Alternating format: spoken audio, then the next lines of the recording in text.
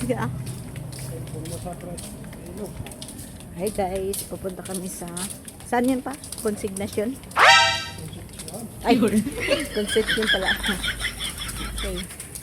Conception. Doon kami mamamalingke. Kasama ko ngayon ang aking husband. First time ko dito. Padaan. First time kong makakapunta ng Concepcion palengke. Concepcion, Malabon guys. Punta tayo doon. Ito ay yung shortcutan. Sasakay yata kami ng bangka.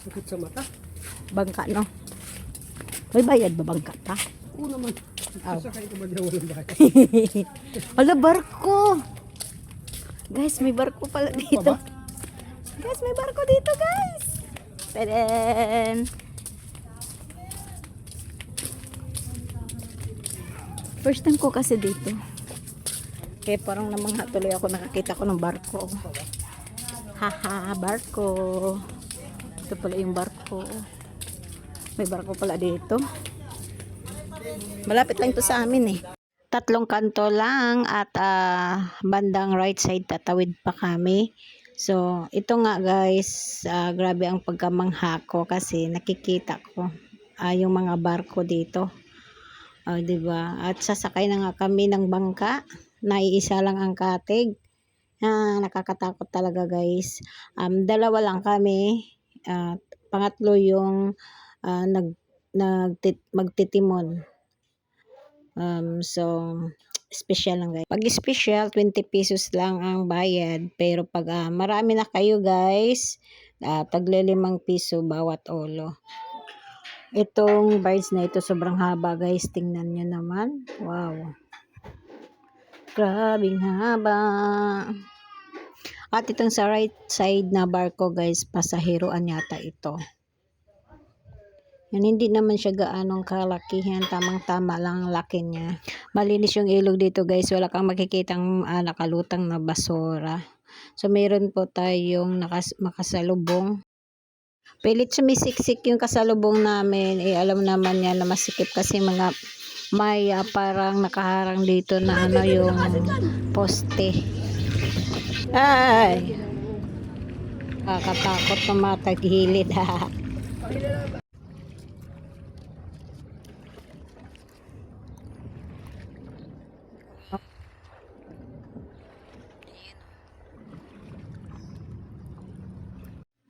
Ang ganda ng panahon ngayon.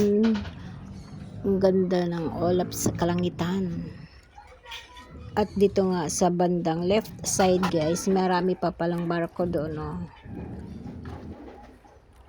Uy, galing. Siguro sobrang lalim tong ilog na ito. See?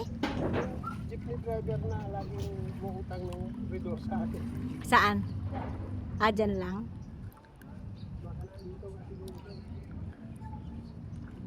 Okay. Dadaong na.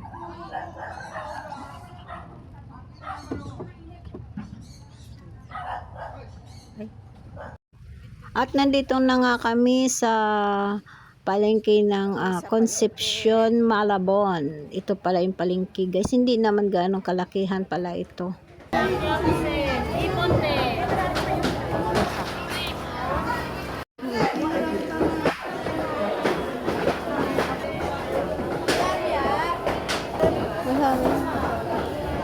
Ilang piraso sa kilo? Ilang piraso per kilo? Tatluhan. Yan.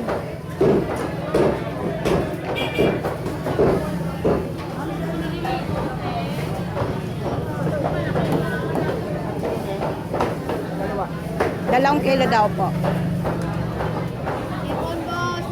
Nakabili na tayo ng tilapia at nakabili na rin kami ng 1 kilo at kalahating karne guys para mamaya sa pananghalian kasi darating nga ang aking panganay na babae ang mag-ina galing sa Tarlac at ngayon nandito po tayo nagpapakudgod tayo ng niyog pa sabi ko mamaya.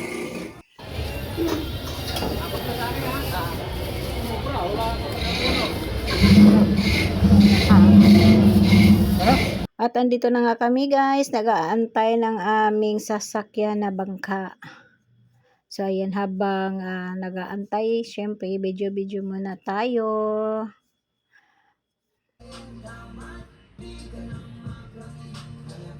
At andito na yung bangka na ating sasakyan pabalik. At tatawid na tayo pabalik doon sa kabilang. Nag-collapse pa sa palig. So ayan, ang ganda ng panahon natin ngayon, buti hindi umulan. At nandito na nga kami sa bahay guys, nalinisan ko na yung tilapia. Meron tayo dito pinagpid na niyog, uling, and kasi mag-iihaw tayo, malagkit at lamas. So yung karne nasa ref na, hindi ko pala napakita kanina. Alam niyo ba guys, 240 yung binayaran namin sa isa. Carrots, 5 sibuyas at repolyo. Grabe, nagulat ako sa price, 240. Yun lang yun. At napakuluan ko na nga pala yung karne guys, kasama ang patatas. So, repolyo na lang ko lang dyan. At pakuluan pa natin ng ilang minuto para sigurado talaga malambot, as in. Sarap kainin kasi pag malambot guys.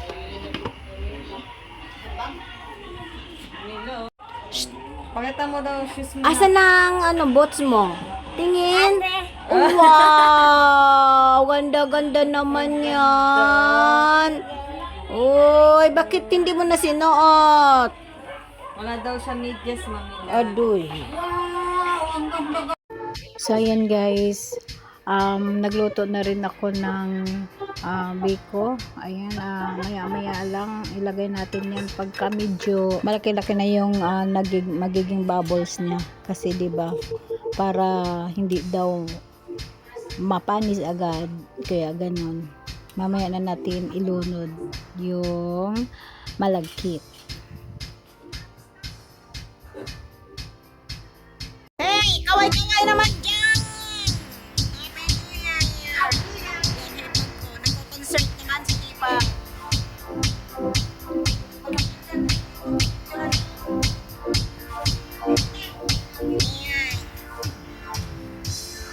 Yun, no? Tapos na pala. Kinabukasan nga, guys. Nagluto naman ako ng ampalaya with egg, syempre. At 3 piraso yung ilalagay natin mamaya. Guys, babatilin natin yung itlog para sa ampalaya. Para masarap pag maraming itlog. At nakapaghiwa-hiwa na nga pala ako ng ampalaya kanina. Lutuin na lang natin. At syempre, bago yung timplahan mo natin yung egg. At batilin natin para ilalagay na lang mamaya pagkaluto ng ampalaya.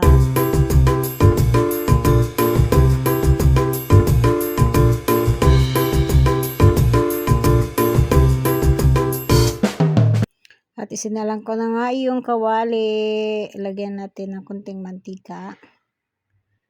At hindi natin patatagalin pa guys. Mainit na, kaya gisahin na natin yung bawang.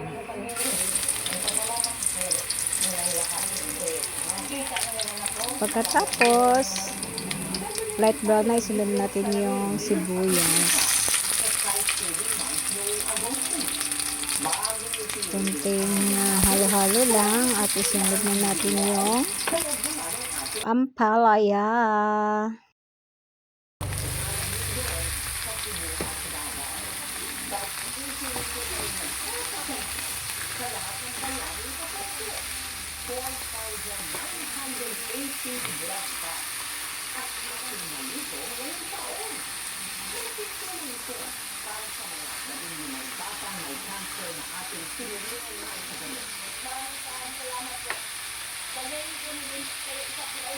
Timplahan na natin guys ng asin, kunting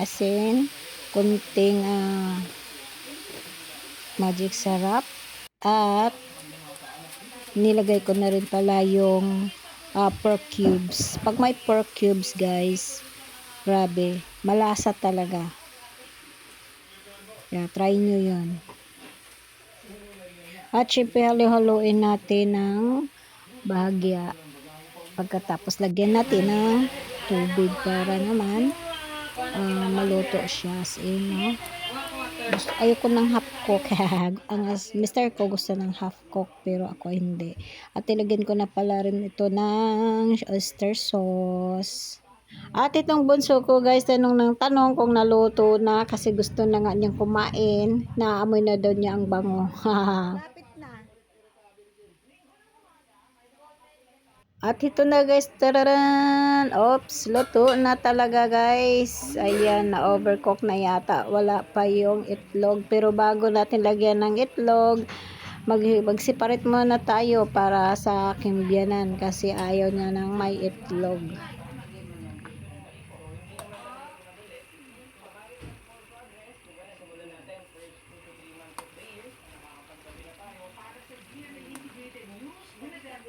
Kukunin mo to.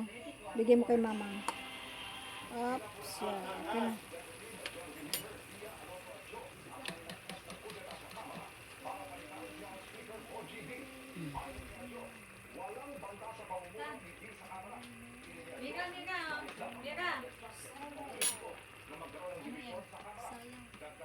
Okay na.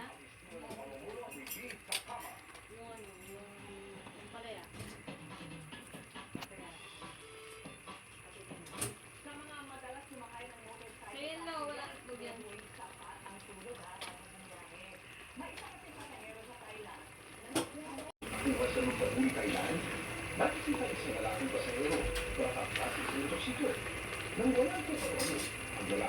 Nakatingin siya ang palaya mo. Tignan mo. Dinura.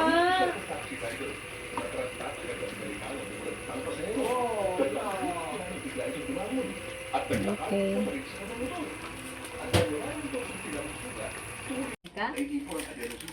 Uy, may sipon. Anong gawa mo dyan? Bulaga, ano gawa ng bulilit namin? Eh, jeez. Oh, akit na daw siya. Hmm? Ay, Uy. akit na. At luto na nga guys ang ating ampalaya. Ayan. Kainan na tayo. Ang request ng aking mga Junakis ay ampalaya. Kasi matagal-tagal nang hindi nakakain or nakaulam ng ampalaya guys. Kaya yun. Excited sila kumain ng ampalaya. Kain na po tayo. Kain tayo guys.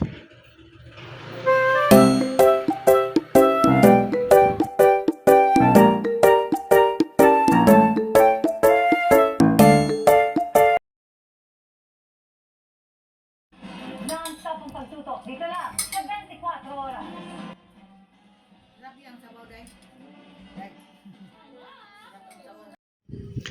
So, ayun guys, habang kumakain, nanonood na rin or nakikinig ng balita. Kung tutuusin, ayoko na talaga makinig ng balita. Kasi nakaka-stress, di ba?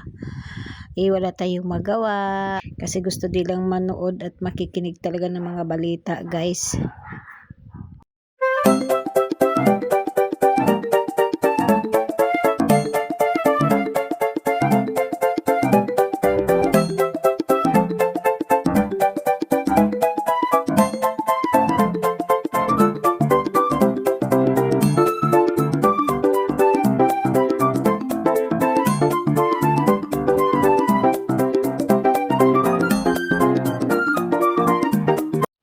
Thank you for watching, guys. God bless you all. Bye.